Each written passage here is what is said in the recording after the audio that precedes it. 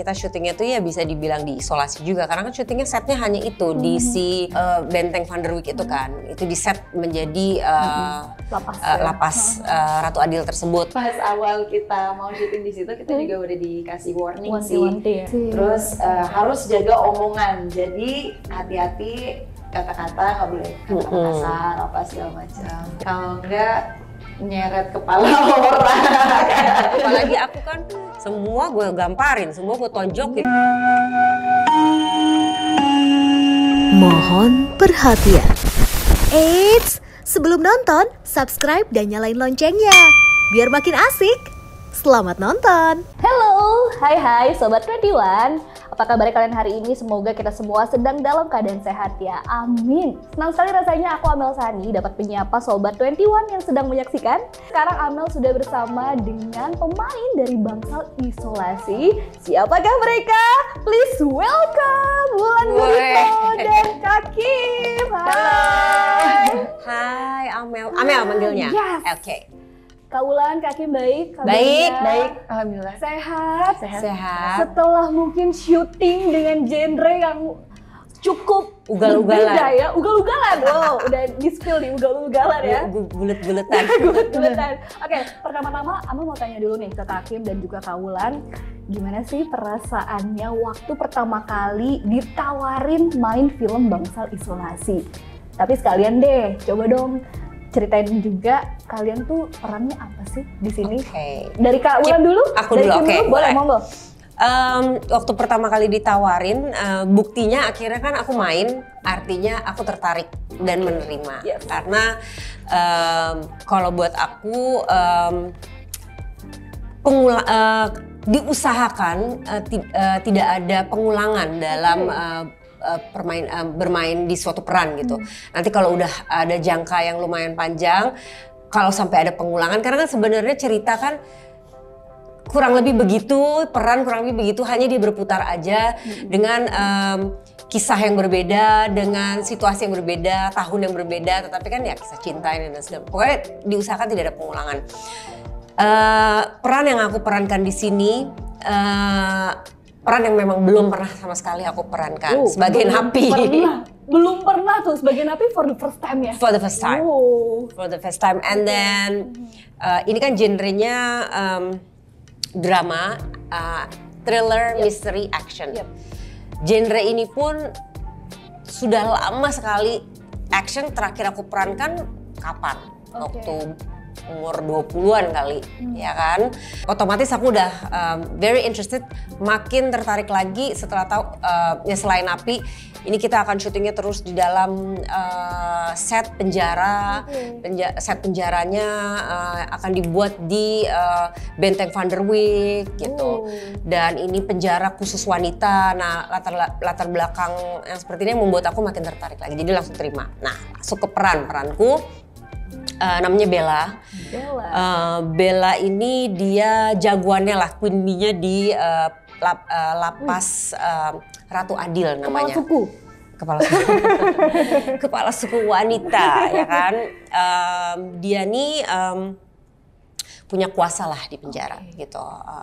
Deket dengan sipir-sipir. Berarti napi senior ya kalau punya kuasa ya? Napi senior ada yang lebih senior lagi gitu. Ya ini napi lama lah gitu.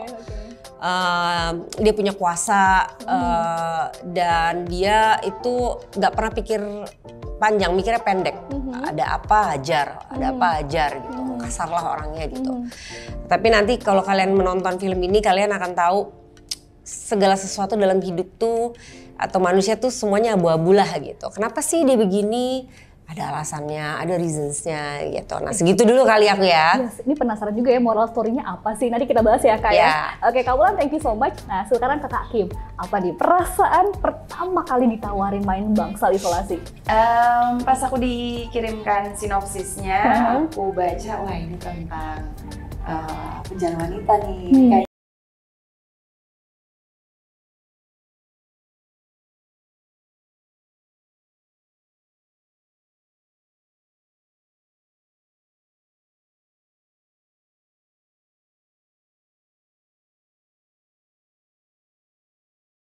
adalah jurnalis yang memasukkan dirinya ke penjara. Lumayan nekat ya, karena dia bingung kenapa adiknya yang menurut dia anak yang baik-baik sebenarnya, tapi karena salah pergaulan dia akhirnya masuk ke penjara.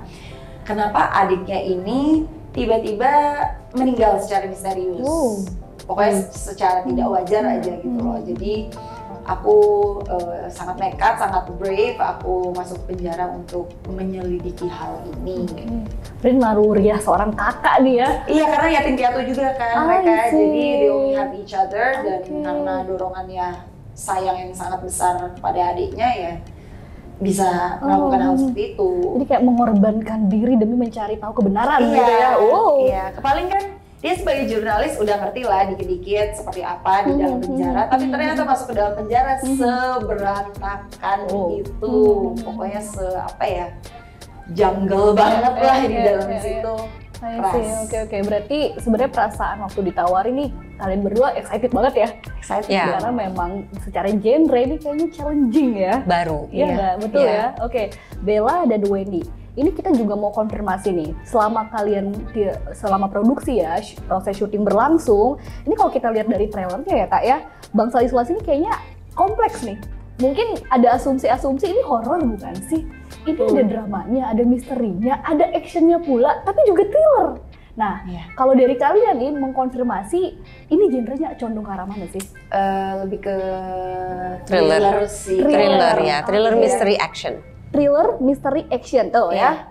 Iya. Berarti emang genre yang jarang ada di perfilman Indonesia ya? Iya. Jadi kalau ngelihat ada suatu sosok di ujung-ujung trailernya kan, itu bumbu-bumbunya itu tuh yang bikin asumsi ini horor ya kayaknya gitu ya kayaknya ya.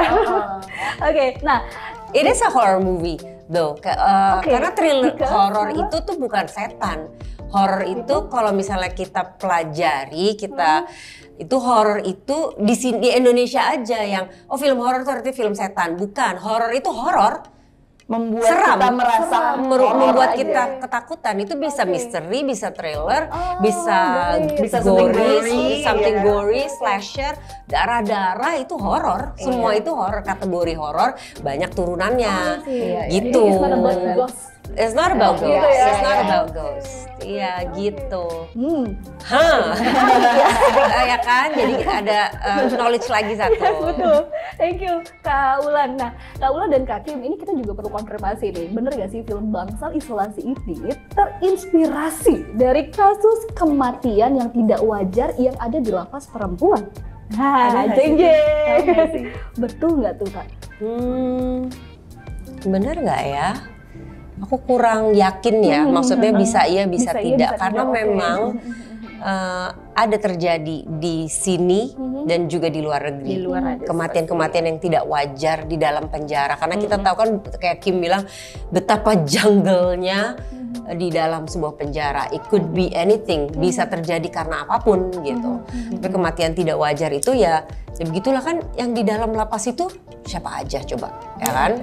It's scary, di dalam situ tuh serem gitu. Karena ada banyak banget orang dengan berbagai background mereka, with all their reasons kenapa mereka ada di situ.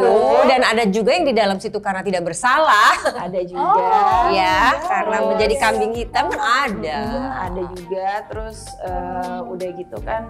Ada kalau cewek-cewek ada PMS-nya, ada rasa-rasa, ada dramanya segala macam kan, ada aja. Oke. Terus cewek-cewek dikumpulin dalam satu ruangan yang bisa bacok-bacokan sebenarnya itu ya, possible terjadi ya. Iya. Oke, nah kalau kita tadi udah dengar cerita dari Kak Ulan dan juga Kak Kim, sebenarnya ini kan menantang udah pasti. Terus sebenarnya bisa ada potensi mungkin jadi bikin trauma mungkin ya, I don't know gitu ya. Mungkin boleh sharing kenapa sih reasonnya kalian tuh pengen ambil project ini? Apakah karena kalian memang tertantang dengan genre yang mungkin baru di pengalaman kalian, atau sebenarnya kedepannya pengen ambil juga nih yang kayak gini gitu? Gimana? Kalau dari aku sih, iya suatu tantangan. Dan aku kan emang udah lama vakum karena punya anak, terus udah gitu anaknya masih kecil, terus COVID juga kan.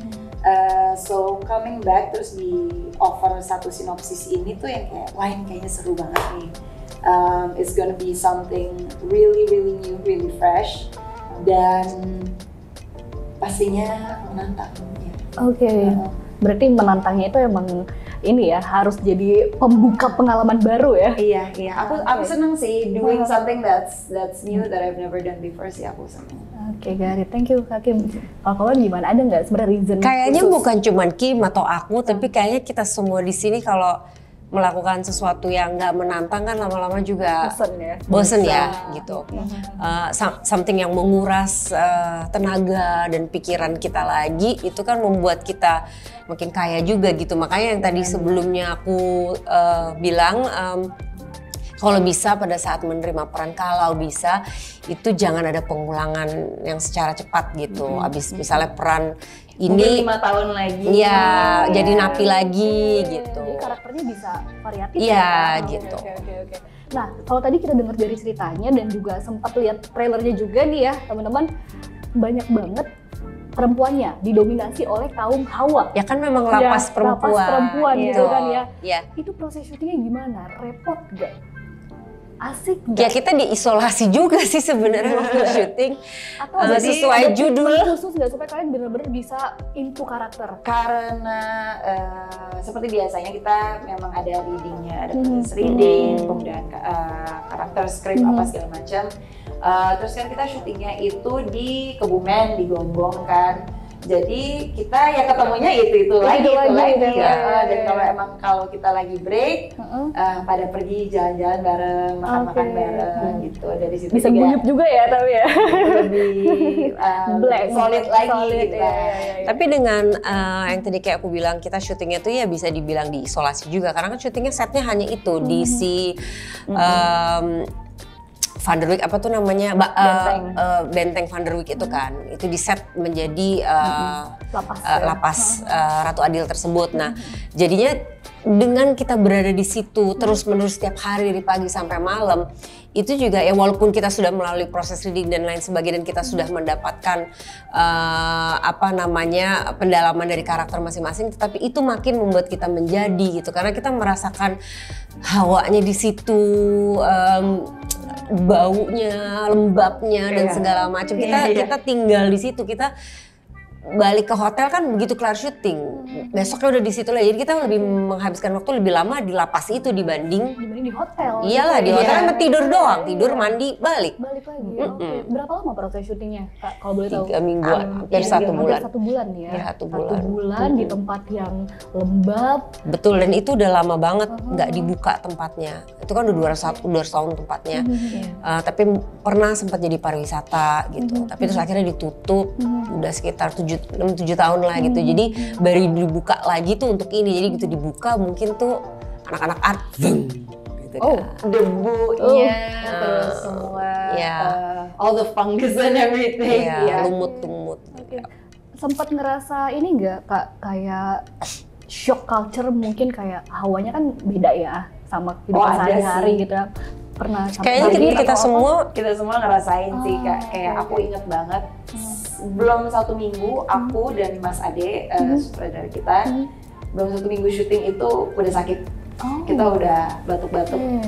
Badan kita kaget kayaknya dengan situasi syuting setnya seperti itu. Udaranya kan, udara di dalam situ, bukan yang di luar ya. Debunya juga bukan cuma sekedar debu, debunya ya karena kan nggak mungkin produksi membersihkan keseluruhan tempat tersebut, gede banget ya kan, bentuknya bulat gitu kan, jadi yang dibersihkan ya hanya titik-titik yang memang mau dipakai syuting. Kira-kira seperempat kali ya dari lokasi sepertiga lah. Terus sisanya kayak keadaan. Iya, ada yang kita lewati, ada yang enggak gitu. Benteng Van der Wijk berarti salah satu, ini adalah lokasi utama ya yang digunakan untuk syuting ya. Jadi kita setiap hari syuting di situ kecuali satu. Kecuali 1 hari yang kita di pantai. Minor banget ya 1 hari. Lumayan. Ada hirup udara pantai. Gua enggak. Oke, nah ini Benteng Van der Wijk ini kan lokasi utama syuting. Pernah nggak kalian ada ngerasa, kalau tadi kan sempat sakit, tapi kalau perasaan gundah gulana, resah, takut itu ada nggak? Pastilah ada Ini ya. lebih ke arah bisnisnya berarti. Pastilah ada karena mulut tuh selalu berbicara ya. Jadi datang ke situ kan kita udah denger ini, itu. Makanya kayak ada yang mau cerita lagi, aku bilang boleh nggak cerita nggak? Aku Nanti selalu aja, kayak gitu, nanti gitu ya, aja. nanti Karena aja. nggak diceritain pun kita udah mendengar desas-desus Iya, ini iya, itu. iya. Udah merasakan juga. Kita boleh percaya nggak percaya, tapi kan kemudian pasti kita terpengaruh. Adalah sedikit terpengaruh, sedikit banyak. Jadi biasanya kita bergerombol kemana-mana atau ditemani Ke gitu. toilet pun gitu ya. Iya. Karena kan kalau malam-malam kan kalau di situ kan tourist destination, jadi kalau malam-malam biasanya tutup. Jadi oke. emang nggak ada lampu. Oh. Jadi lampu-lampunya tuh cuma lampu syuting Sampai kita doang. syuting. Jadi kemana-mana tuh harus Cuma pakai center mengandalkan HP. Oke. Gitu. Oh, really ya? Ya kita kan nggak tahu ya percaya nggak percaya, tapi kan apakah nanti yang di sana terganggu udah lama kosong, Tiba-tiba mereka hidup pas tenang, tiba-tiba kita Rame, action syuting. iya gitu. Jadi biasanya aku tuh kalau di lokasi syuting tuh lumayan rame, kayak heboh, cewawakan itu enggak. Mungkin diem aja deh di sini Lagi gitu. jaga script dulu ya. Jaga pas grup. pas awal kita mau syuting di situ kita juga udah dikasih warning sih. Wanti-wanti ya. Jadi kalau mau syuting di sini itu cuma boleh sampai jam 11 atau jam 12 malam. Sebelumnya tidak diperkenankan ya. Kalau bisa jangan. Dan sebisa mungkin sih emang kita sampai jam segituan Mematuhi doang sih, aturan cuman tersebut kayak 2 ya. hari 3 hari doang yang over Yang urgent. time, iya. I see. Terus harus jaga omongan, jadi hati-hati kata-kata, nggak boleh kata-kata kasar apa segala macam. Ya yang latah-latah tuh. ayam. Kecuali tanya yang lain Mending bahaya kalau nih ya. ayamnya. Yang lain. Oke, ini kalau secara historis juga infonya adalah ini merupakan bangunan Belanda yang sudah cukup tua juga. Jadi 200 tahun. 200 tahun. Wow, wah ini informasi juga nih untuk Sobat 21 ya. Bayangkan pemain-pemain ini syuting di lokasi yang baru juga nih ya pengalamannya ya, syuting di lokasi kayak gini atau iya. udah pernah juga sebelumnya Ya kawan? biasanya dibangun setnya ya. Biasanya dibangun, biasanya ini buatan biasanya ya dibangun. bangunan. Kalau ini beneran kayak gini aslinya memang ya. udah ada. Kalau Kak Kim pernah nggak sebelumnya? Kayaknya kalau angker sih pernah. Pernah. Cuman setua ini enggak. Setua ini nggak pernah. 200 tahun loh. Wow. Oke. Nah, ini kita coba tanya dulu ke Kak Kim. Anyway, Kak Kim, ini kan film yang jadi film comeback kamu ya setelah kamu sempet vakum punya anak. Nah, ini gimana nih Kak perasaan kamu bisa balik lagi main film? Terus kalau kita lihat trailer ini cukup heavy ya. Nah, itu gimana kamu balancingnya atau transisinya gimana? Adaptasinya seperti apa? Pastinya melewati readingnya, terus udah gitu sebenarnya setnya itu sangat membantu sekali dengan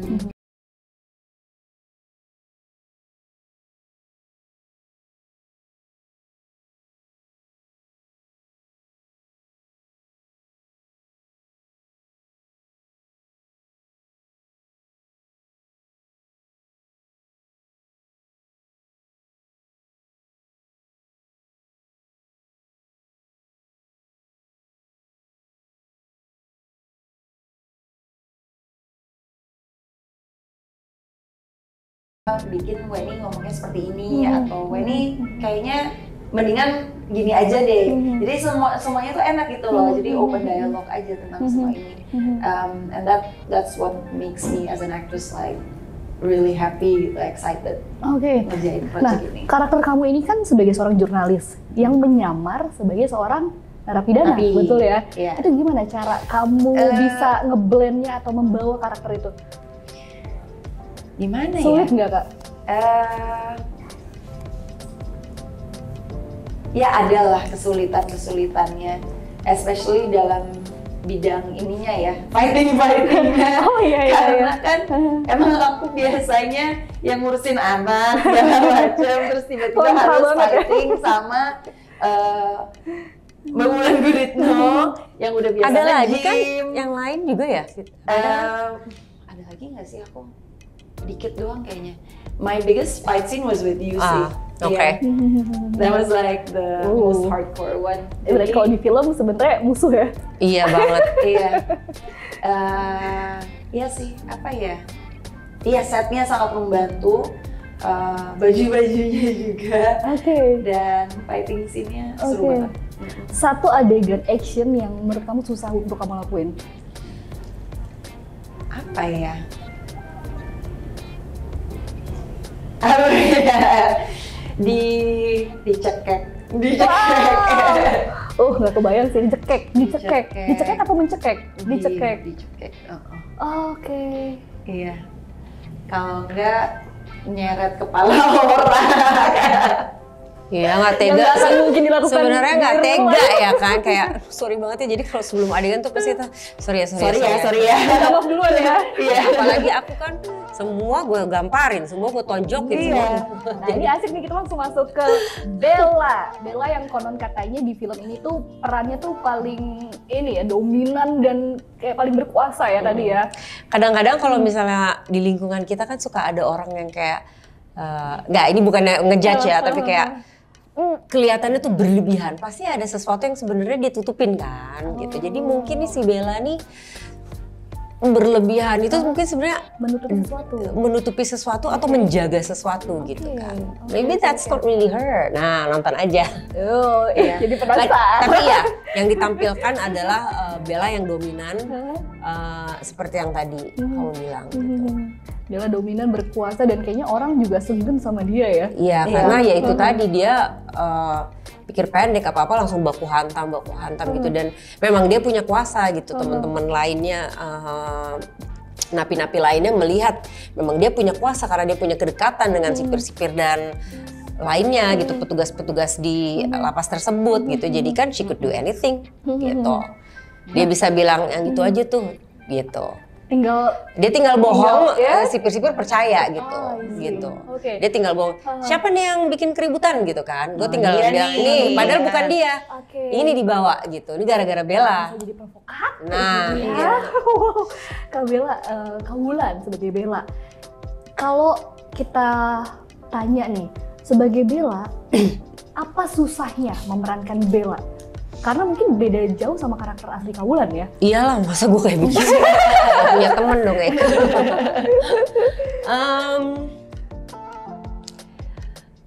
Layer-layer yang tadi kayak aku bilang, jadi sebenarnya yang ditampilkan itu adalah bukan Bella yang sebenarnya gitu. Bella juga punya Bella yang sebenarnya gitu. Jadi layering that gitu, dan nanti maybe di suatu titik harus memperlihatkan siapa Bella yang sebenarnya itu seperti apa dan kenapa dia begitu gitu. Ya di situ ada kesulitan pasti, tapi kan kita kebantu sama sutradara yang detail. Mas Adi lumayan detail orangnya gitu. Jadi dia juga jagain gitu kalau kita lose track of things, terlalu berlebihan atau nggak sesuai dengan benang merah peran tersebut gitu. Mas Adi selalu ngingetin, dan pasti kan we already did our research, pendalaman karakter, our own research, pendalaman karakter, reading dan apa sebagainya gitu.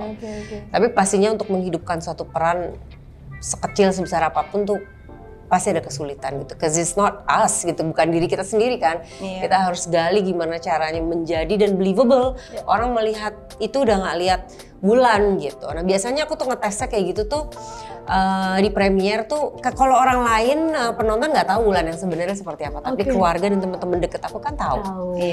Jadi mereka bisa lihat masih ada Wulan-Wulannya nih gitu, atau tidak ada gitu. Berarti kalau Bella ini jadi nggak tahu, nanti kita lihat karakter gak nih gitu ya. Kita nggak bisa menilai diri sendiri, tapi ya we've done our best untuk peran-peran di sini. Nanti kita tinggal lihat bagaimana orang menilai, apakah masih ada Wulannya di si Bella gitu.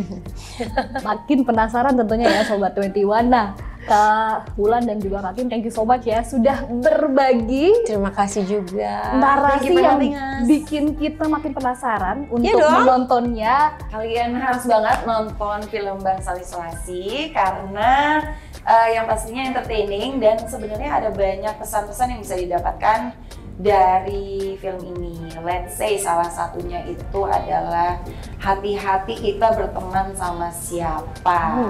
Karena kalau salah satu example-nya nih ya, contohnya adik aku, dia salah pertemanan, akhirnya dia masuk penjara. Akhirnya di penjara dia die.